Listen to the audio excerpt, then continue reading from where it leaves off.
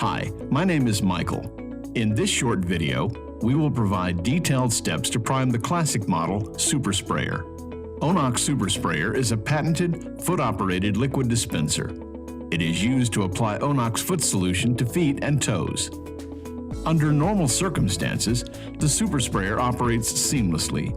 However, once out of prime, we would need to reprime it. The steps are: Number 1, unscrew the ABS cover module and open the cover.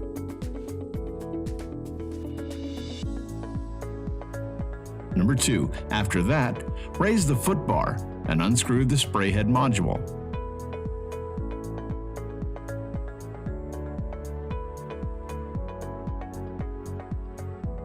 Number 3, get hold of the spray head module. Flip the spray head module 180 degrees so that the module is upside down. Number 4, press the plastic rod repeatedly to suck liquid into the spray head module.